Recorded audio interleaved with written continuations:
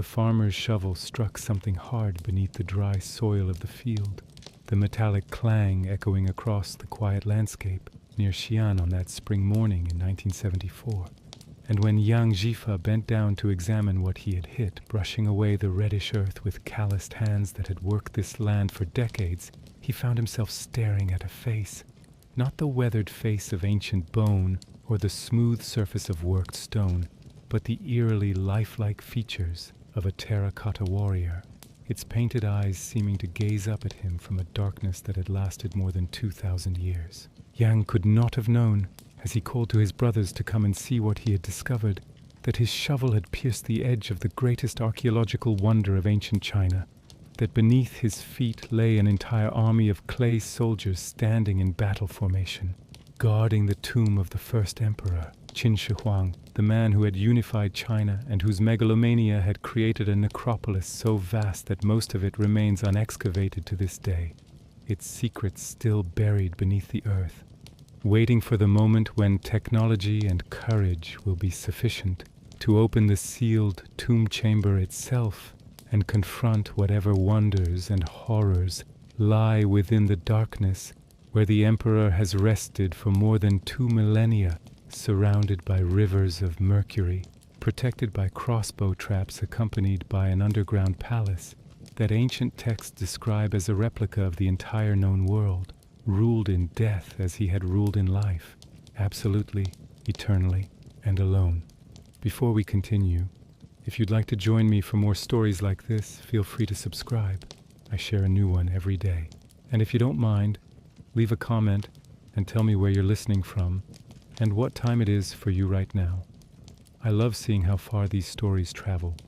The story of the tomb begins not with its discovery in 1974, but with its creation more than 22 centuries earlier, when a 13-year-old boy named Yingzheng ascended to the throne of the state of Qin in the year 246 BCE. The boy king inherited a kingdom that was already powerful, already ambitious, already positioning itself to dominate the fractured landscape of what would eventually become China. The land was divided amongst 7 major states, each with its own culture, its own dialect, its own systems of writing and measurement, its own currency, its own armies. These states had been at war with each other for centuries, the period aptly known as the Warring States period, a time of tremendous violence and equally tremendous innovation, when military technology advanced rapidly, when philosophical schools flourished in response to the chaos, when the very concept of what it meant to be Chinese was still being defined through conflict and competition. Yingzheng was not content to be merely one king among 7. From the beginning of his reign, even before he came of age and took full control of the government from his regents, the trajectory was clear. Qin would conquer all the other states, would unify the land under a single ruler, would create an empire. The process took 25 years of nearly constant warfare, of brilliant military strategy, combined with diplomatic manipulation, bribery, assassination, and the ruthless application of overwhelming force. State by state, the rivals fell. Han in 230 BCE, Zhao in 228 BCE, Wei in 225 BCE, Chu in 223 BC, Yan in 222 BC, and finally Qi in 221 BC. By the age of 38, Yingzheng ruled over a unified empire stretching from the northern steppes to the southern jungles, from the eastern coast to the western deserts. This achievement, unprecedented in Chinese history, demanded a new title, something that would reflect the magnitude of what had been accomplished. The young conqueror chose to call himself Qin Shi Huang, which translates roughly as First Emperor of Qin, though the term Huang combined elements of legendary sage kings and divine rulers, claiming for himself a status above any previous Chinese monarch. He was not merely a king, he was the emperor, the first emperor, the founder of a dynasty that he declared would last for 10,000 generations. The reality would be considerably shorter as the Qin dynasty collapsed within 4 years of his death. But the title and the concept of the emperor would endure for more than 2,000 years until the last emperor abdicated in 1912. The first emperor was a man of extraordinary ambition and equally extraordinary paranoia. Having unified China through force, he set about transforming it according to his vision. He standardized weights and measures across the empire, ensuring that a bushel of grain meant the same thing in the far north as it did in the deep south. He standardized the currency, replacing the various coins and currency systems of the conquered states with a unified monetary system.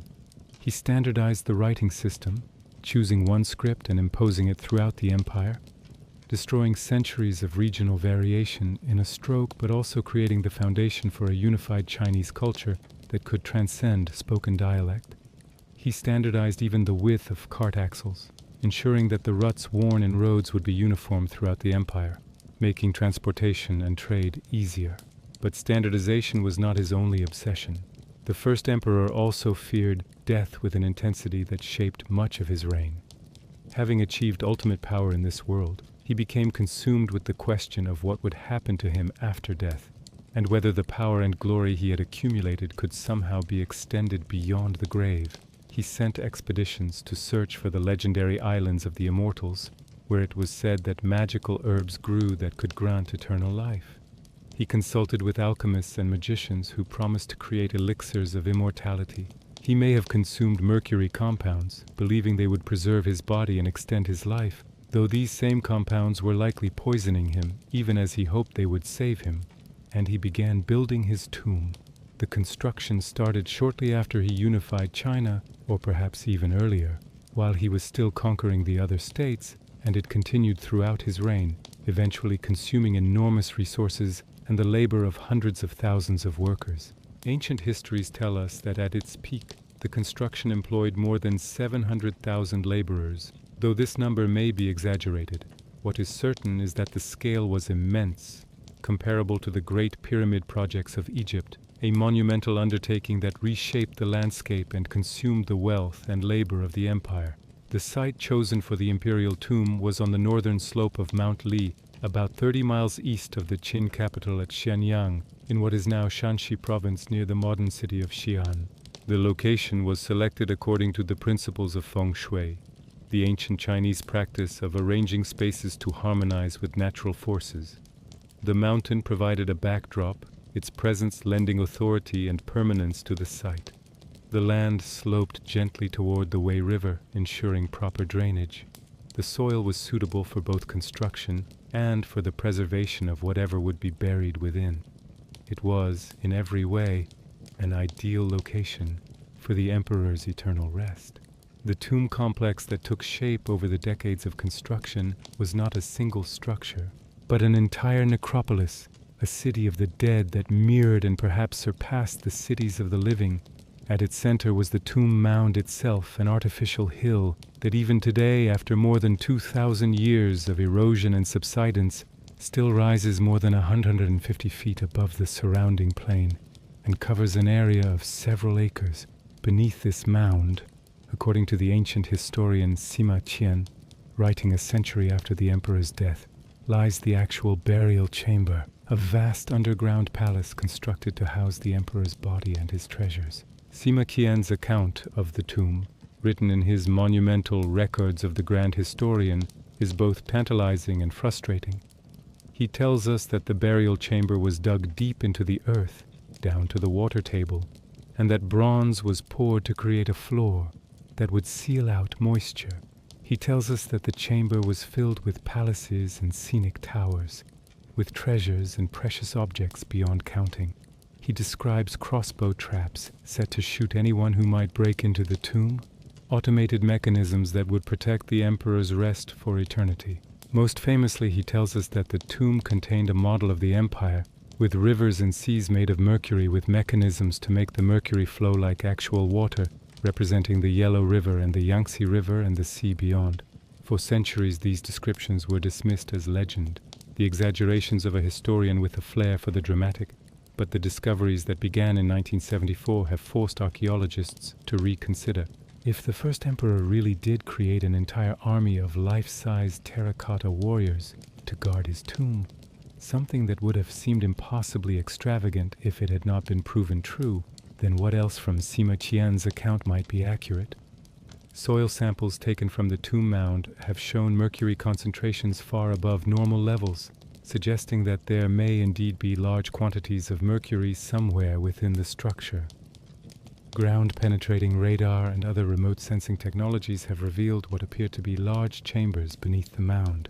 The evidence increasingly suggests that Sima Qian, writing from historical records and possibly from interviews with people who knew about the construction, was providing a reasonably accurate description of something genuinely extraordinary. But the tomb mound, the actual burial chamber of the emperor, has never been excavated. It remains sealed, untouched, since it was closed after the emperor's burial in 210 BCE. The Chinese government has made the decision, probably wisely, not to open the tomb until such time as archaeological technology advances to the point where the contents can be properly preserved and studied. The lesson of other tomb excavations, where priceless artifacts were damaged or destroyed by exposure to air and light after centuries of burial, has not been lost on the archaeologists and officials responsible for the site. And so the emperor rests still, in whatever splendor or horror lies within that sealed chamber, while the world waits for the technology and knowledge that will eventually allow us to see what he created for his eternal dwelling. What we have seen, however, is extraordinary enough. The terracotta warriors discovered in 1974 were not in the tomb mound itself, but in a series of pits located about a mile to the east. These pits, which archaeologists have designated Pit 1, Pit 2, and Pit 3, contain an army of life-size terracotta soldiers, horses and chariots, arranged in military formation and facing east toward the territories the first emperor had conquered. Pit 1, the largest, contains an estimated 6,000 warriors arranged in battle formation. Ranks of archers at the front, followed by infantry, with armored warriors and officers directing them. Pit 2 contains cavalry and war chariots along with infantry units, representing more specialized military forces. Pit 3 appears to be a command post, with officers and a ceremonial guard, smaller in number but clearly of high importance. The warriors themselves are remarkable not just for their number but for their individuality. Each figure was created as a unique individual, with distinctive facial features, different expressions, varied hairstyles and facial hair, different body types and postures. They range in height from about 5'8" to over 6 feet, suggesting that they were modeled on actual soldiers with realistic human variation. Their armor and clothing is detailed and accurate, showing different ranks and roles within the military hierarchy. Some wear the armor of common infantry, others the more elaborate armor of officers. Some are archers with their hands positioned to hold bows that have long since decayed. Others are cavalry soldiers, created to stand beside terracotta horses that are equally detailed and individualized. The creation of this army was an industrial undertaking of staggering complexity. Each warrior was built from the ground up using local clay, with the feet and legs created first as a solid base, then the hollow torso added, then the arms attached, and finally the head placed on top. The heads were created separately using molds, though even the molded heads were individualized with added clay to create unique features. After the figures were assembled, they were fired in kilns large enough to accommodate their size. Some sections may have been fired separately and then assembled. After firing, they were painted in brilliant colors: reds, blues, greens, purples, blacks, whites, colors that have mostly flaked off after exposure to air following excavation, but which can still be seen in traces and which must have made the army, when it was new and sealed in its underground chambers, a dazzling sight. The organization required to create this army staggers the imagination. The clay had to be sourced, prepared, and distributed. The molds for the heads had to be created. Archaeologists have identified about 10 basic face molds, which were then individualized and maintained. The kilns had to be built and operated. Skilled craftsmen had to sculpt the details. Painters had to apply the colors. Bronze weapons had to be forged. Real bronze swords, spears, crossbow triggers, and other weapons that were placed in the hands of many warriors and which have survived in remarkably good condition, often still sharp after more than 2,000 years, showing advanced metallurgical knowledge. Wooden chariots had to be built, though the wood has mostly decayed, leaving only the bronze fittings and the impressions in the soil. All of this had to be organized, supervised, and coordinated. Workers had to be housed, fed, and managed. Materials had to be transported to the site. The pits themselves had to be dug. Enormous rectangular chambers, the largest measuring 750 feet by 200 feet, and requiring the excavation of thousands of cubic meters of earth. After the warriors were placed in formation, the pits were roofed with timber beams, covered with reed mats and then with soil, creating sealed chambers that would preserve their contents for millennia. The purpose of this army was spiritual and symbolic. In ancient Chinese belief, the afterlife was conceived as a continuation of earthly life, and the dead required the same things in the afterlife that they had needed in life: food, servants, protection, entertainment, all the appurtenances of status and power. For most people, these needs were met with simple grave goods, pottery vessels, perhaps a few coins, objects that had been important to the deceased. For wealthy individuals, graves might contain more elaborate goods: fine pottery, bronze vessels, jade ornaments, objects of value and beauty. But for an emperor, for the man who had unified all of China and who saw himself as the center of the world, such modest provisions were inadequate.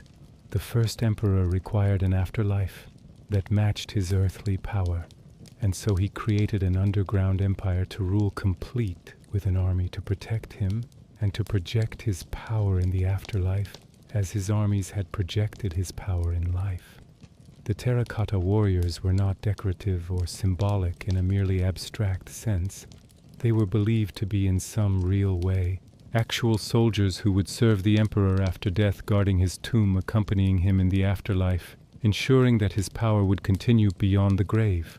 This belief in the reality of grave goods, in their functional rather than merely symbolic nature, was deeply embedded in Chinese culture. Objects buried with the dead were not representations of things, but were understood to become actual things in the spirit world. A clay model of a house placed in a tomb would become an actual house for the deceased to inhabit. A figurine of a servant would become an actual servant. This belief system made the creation of the terracotta army not an extravagance or a folly, but a necessity, a means of ensuring that the emperor would have the military protection he required in the dangerous landscape of the afterlife. The army, however, was only one component of the vast necropolis. Archaeological surveys using remote sensing technology have revealed that the entire tomb complex covers an area of more than 22 square miles. Within this area, more than 400 separate features have been identified. Additional pits containing various grave goods, burials of workers, and possibly of people sacrificed to accompany the emperor, traces of buildings that once stood on the surface walls that surrounded different sections of the complex roads that connected different areas. The terracotta army, as spectacular as it is, represents only a small fraction of what was created. Some of these additional pits have been excavated and have yielded their own extraordinary finds. One pit contained terracotta figures of acrobats and strongmen, entertainers who would provide amusement for the emperor in the afterlife. Another contained bronze birds, cranes, swans, and other waterfowl, placed around a terracotta stream or pond, creating a peaceful garden scene. Yet another contained terracotta musicians with their instruments. Still another contained what appears to be a complete bureaucracy, terracotta figures of officials, scribes, and administrators who would manage the emperor's afterlife empire. One of the most remarkable discoveries was a pit containing 2 elaborate bronze chariots, each about half life-size, with bronze horses to pull them. These chariots are masterworks of bronze casting, with hundreds of separate pieces fitted together with extraordinary precision. Every detail is rendered accurately: the reins and harnesses, the canopies that would shade the passengers, the windows of the carriages, the wheels with their spokes, even the crossbow and quiver carried by the charioteer for protection. The chariots were painted and decorated with gold and silver inlay, and they represent the highest level of bronze working achieved in ancient China. They may have been models of actual chariots used by the emperor in life, or they may have been created specifically for the tomb, but their purpose was to provide the emperor with transportation in the afterlife. The question that haunts many visitors to the site, and many scholars who study it, is what happened to the workers who created all of this. Ancient sources suggest that after the emperor's burial, those who had worked on the innermost parts of the tomb, who knew the locations of the treasures and the mechanisms of the traps, were sealed inside to ensure they could never reveal the secrets. Modern archaeological evidence has found mass burials near the tomb complex that may be the graves of workers, though whether these were people who died during construction or people who were deliberately killed afterward remains unclear. What is certain is that the creation of the tomb consumed enormous quantities of human labor, that conditions must have been harsh, and that many people must have died in the service of the emperor's megalomania. The first emperor himself died in 210 BCE during a tour of his empire. He was 50 years old, and he had been emperor for 11 years, king for 37 years. The circumstances of his death are somewhat mysterious. Ancient sources suggest he died of an illness while traveling in the far east of his empire, possibly in present-day Shandong province. There are hints that he may have been poisoned, either deliberately or accidentally, by the mercury compounds he was consuming in his quest for immortality. What is certain is that his death was kept secret for some time by his chief minister, Li Si, and by the eunuch Zhao Gao, who controlled access to the emperor. The reason for the secrecy was political intrigue of the deadliest sort. The emperor's eldest son and heir apparent, Fusu, was away commanding armies on the northern frontier.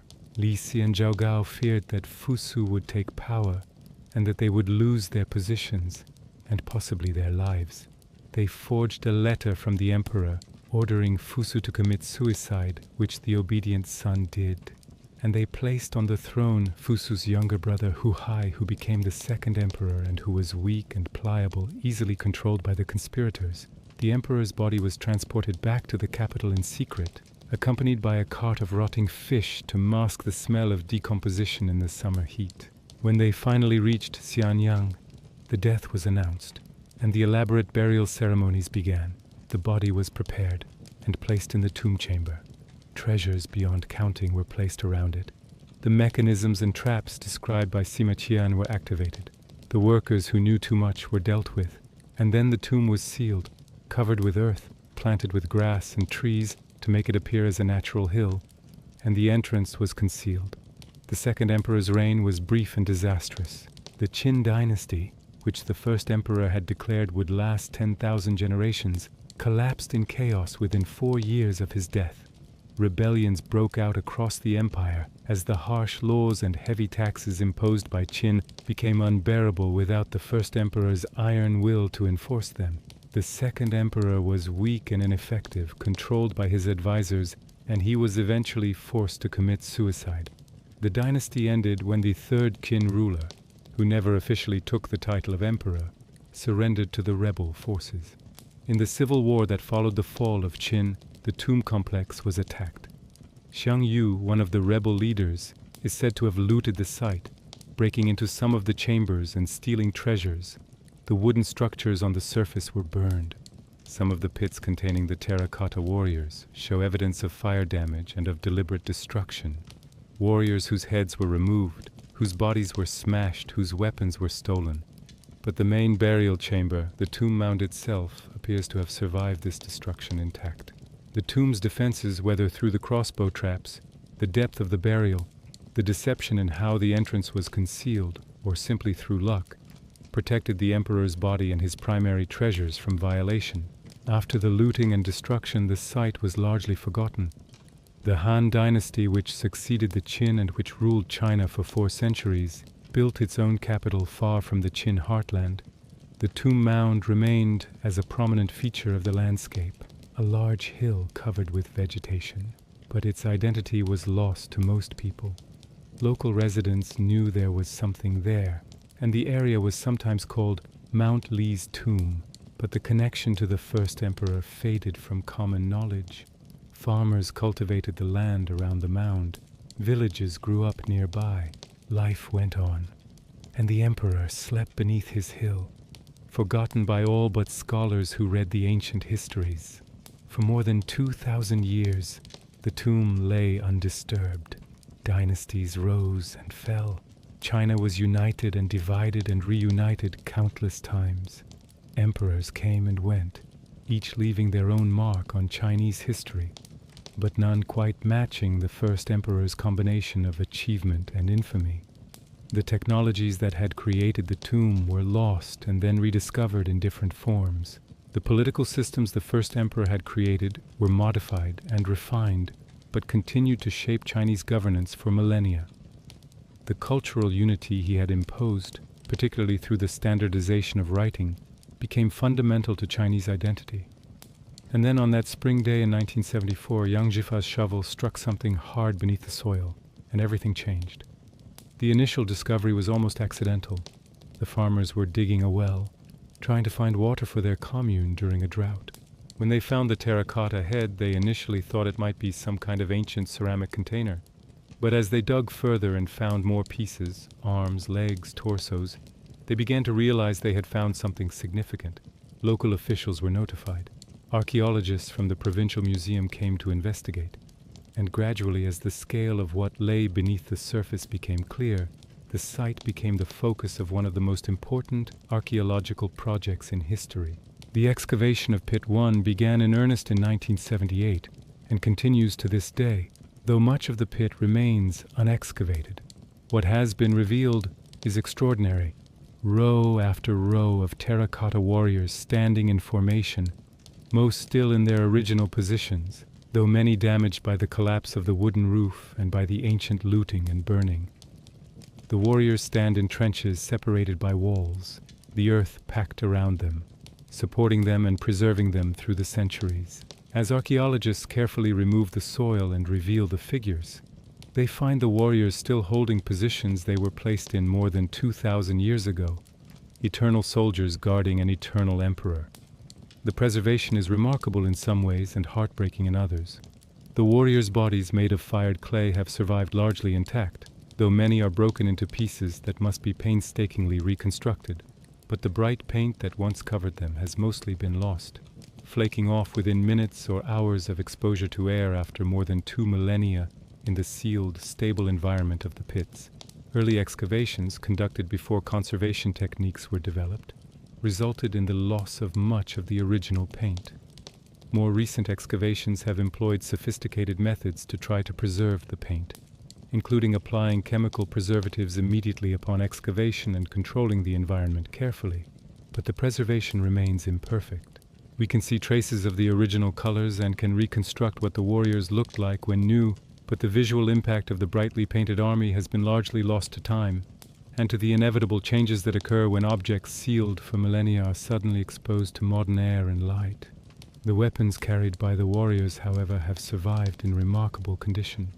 Bronze swords, spears, halberds, and crossbow mechanisms have been found still sharp and in many cases still functional. Analysis of the bronze has revealed that the Qin metallurgists were using advanced techniques, including chromium plating that protected the bronze from corrosion, a technology that was not rediscovered in the West until the 20th century. The weapons also show standardization, with parts that are interchangeable, suggesting a level of mass production and quality control that is usually associated with much later periods of history. The arrowheads, triggers for crossbows, and other metal parts are precisely made and uniform, evidence of sophisticated manufacturing capabilities. The excavation and study of the site has generated an enormous amount of scholarly work. Archaeologists, historians, art historians, metallurgists, conservators, and specialists in numerous other fields have studied every aspect of the tomb complex. The pottery techniques used to create the warriors have been analyzed. The sources of the clay have been identified through chemical analysis. The methods of construction have been reconstructed. The military formations have been studied by military historians. The faces have been analyzed by specialists in facial reconstruction and by those studying ethnic diversity in ancient China. The clothing and armor have provided insights into military technology and organization. The weapons have revealed advanced metallurgical knowledge.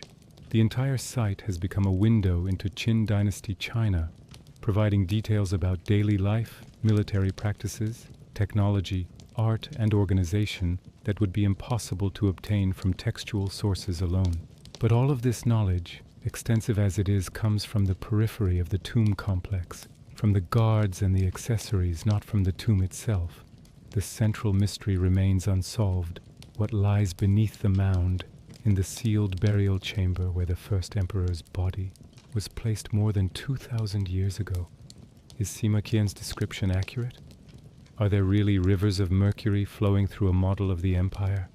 Are there palaces and towers and treasures beyond counting? Are the crossbow traps still functional, ready to shoot anyone who breaks the seal?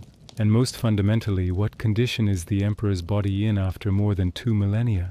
The last question is particularly intriguing. The Chinese practiced various forms of preservation for important bodies, though the techniques varied by period and region. The first emperor's body may have been preserved using mercury or other chemical compounds. It may have been placed in a sealed coffin designed to exclude air and moisture, or it may have been simply buried and allowed to decompose naturally. There are examples from Chinese archaeology of bodies that have been remarkably well preserved, including the famous Lady Dai from the Han Dynasty, whose body was found in such good condition that her features were still recognizable, and her blood type could be determined. Whether the first emperor achieved similar preservation is unknown. The decision not to excavate the tomb chamber is controversial. Some archaeologists and many members of the public are eager to see what lies within. The temptation to open the tomb and reveal its secrets is enormous. But the Chinese authorities have maintained that excavation should wait until technology advances to the point where the contents can be properly preserved. The lesson of the terracotta warriors, whose paint was lost upon exposure to air, has been instructive. Opening the tomb prematurely could result in the destruction of priceless artifacts and information. Better to wait, to continue studying the peripheral features of the complex, to develop better conservation techniques, and to excavate the tomb only when we can be confident that we can preserve what we find. There is also a question of respect for the dead. The first emperor, whatever his faults, was a human being who created the tomb as his eternal resting place. There are those who argue that it should remain sealed out of respect for his wishes, that disturbing the dead, even the ancient dead, raises ethical questions that should be considered carefully. This view is less common among archaeologists, who generally see the scientific and historical value of excavation as outweighing concerns about disturbing burials, but it represents a legitimate perspective that adds another dimension to the debate. Remote sensing technology has provided some clues about what might lie beneath the mound. Ground-penetrating radar has revealed what appear to be large chambers, possibly corresponding to the palaces and towers described by Sima Qian. Magnetic surveys have detected anomalies that might be bronze or other metals, suggesting the presence of substantial metal objects within the tomb. The mercury concentrations in the soil remain consistently elevated, though whether this indicates actual rivers of mercury or simply mercury that has leached into the soil from other sources remains debated. Seismic studies have provided information about the structure of the mound and the chambers beneath it, but all of these remote sensing techniques provide only suggestive evidence, hints and shadows of what might be there, not definitive answers. One of the most intriguing aspects of the tomb complex is what it reveals about the first emperor's psychology. This was a man who unified China through warfare and ruthless application of force, who created a centralized bureaucratic state, who standardized everything from writing to cart axles, who built the Great Wall, who burned books and buried scholars alive, who created laws of legendary harshness, who ruled with an iron hand that tolerated no dissent. And yet this same man was terrified of death, consumed with the desire to extend his power beyond the grave, willing to invest enormous resources in creating an underground empire that would ensure his continued existence after death. The tomb complex represents a kind of immortality, though not the sort the emperor sought. He wanted to live forever, to rule forever, to maintain his power and his glory throughout eternity. He failed in this. He died at 50. His dynasty collapsed within years. His name became associated with tyranny and cruelty, rather than with wisdom and benevolence. But he achieved a different kind of immortality through the tomb. More than 2,000 years after his death, millions of people visit the site every year. His name is known around the world. The terracotta warriors have become one of the most famous archaeological discoveries in history. Major exhibitions of the warriors have toured the world, attracting enormous crowds and generating intense public interest. The first emperor has achieved fame and recognition far beyond what he could have imagined, though not in the way he intended. The site has also become economically important for China. The Museum of the Qin Terracotta Warriors and Horses, built over Pit 1 and other excavated areas, is one of China's most visited tourist destinations. The city of Xi'an, nearby, has built much of its modern economy around tourism related to the tomb and other historical sites in the region. The warriors have become a symbol of Chinese cultural achievement, featured prominently in exhibitions, in promotional materials, in discussions of China's historical greatness. The first emperor has become a source of national pride, though historians continue to debate his legacy and whether his achievements justify his cruelty. The tomb also raises questions about power and about how rulers seek to project their authority across time. The first emperor was not content to simply rule during his lifetime. He wanted to shape eternity, to create a world in death that matched the world he had created in life. This impulse is not unique to him. The pyramids of Egypt, the great cathedrals of Europe, the monuments and memorials built by powerful individuals and societies throughout history, all represent attempts to achieve permanence, to create something that will last beyond the lifespan of their creators, to speak to future generations and to claim a place in the long sweep of history. But few have attempted this on quite the scale of the first emperor. The tomb complex is not just a monument, but an entire world, an underground empire complete with everything the emperor would need in the afterlife. The ambition is breathtaking, the execution is extraordinary, and the result is one of the most important archaeological sites in the world. Whether this makes the first emperor great or merely megalomaniacal is a question that admits of different answers depending on one's perspective and values. Walking through the museum today, looking down into the excavated portions of Pit 1 from elevated walkways, one is confronted with rows of terracotta warriors stretching into the distance, each figure individual and detailed, each representing hours or days of skilled labor, each part of a vast project that consumed years and the labor of hundreds of thousands of people. The scale is overwhelming. The attention to detail is remarkable. The fact that this represents only a small portion of what was created and that the main burial chamber remains sealed and unexplored adds an element of mystery that enhances the experience. The warriors themselves, standing in their eternal formation, seem to embody the first emperor's vision of power, organized, disciplined, uniform in purpose but individual in detail, ready for battle, prepared to defend and to serve.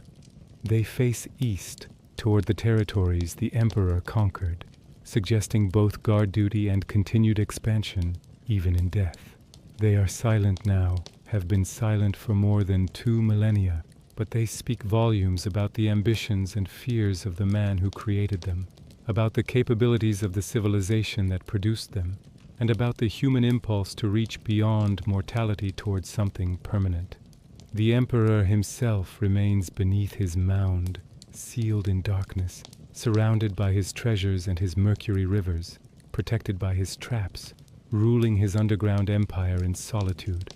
Whether he achieved the immortality he sought in any spiritual sense is unknowable, but he certainly achieved a kind of immortality in human memory. Through the extraordinary monument he created, the tomb complex ensures that the first emperor will be remembered, studied, discussed, and visited for as long as human civilization continues to care about its past. When the tomb is finally excavated, if it ever is, it will likely be the greatest archaeological event of the century in which it occurs. The discoveries will revolutionize our understanding of Qin Dynasty China, of ancient Chinese technology and art, of the first emperor himself. The treasures within, if they have survived, will be displayed in museums, studied by scholars, marveled at by the public.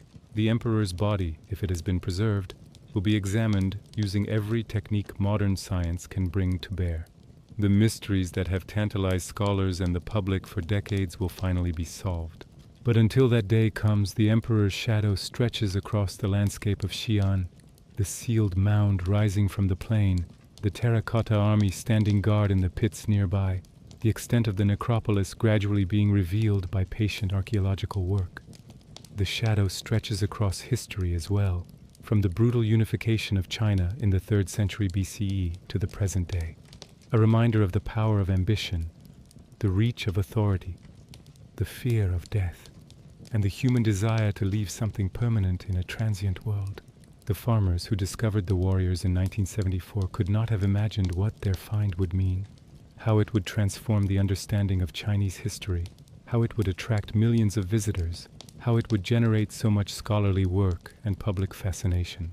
Yang Jifa, now elderly, has been honored by the Chinese government and often appears at the site to sign books and meet visitors.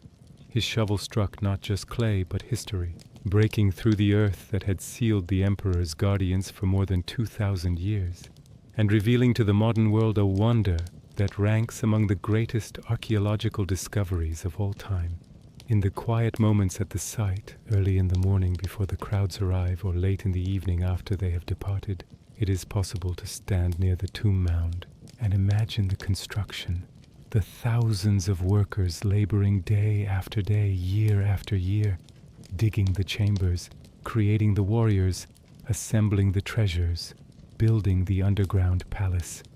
It is possible to imagine the emperor's funeral, the elaborate ceremonies, the placement of the body, the sealing of the tomb.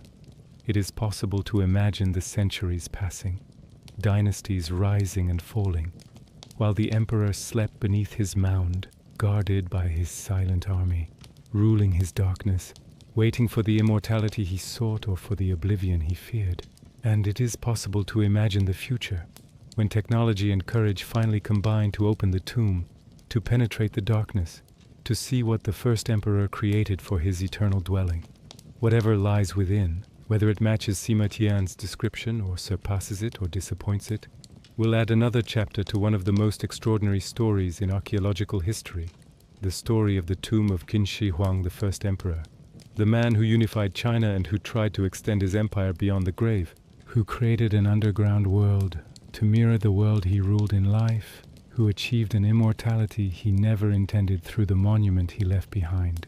The emperor's shadow falls across our understanding of the past, reminding us that history is made by individuals whose ambitions and fears shape the world for generations to come. The first emperor sought to impose order on chaos, unity on division, permanence on transience. He succeeded and failed in complex ways. He created a unified China, but his dynasty collapsed. He created laws that lasted, but his reputation suffered. He built a tomb that would preserve his memory, but his body remains hidden.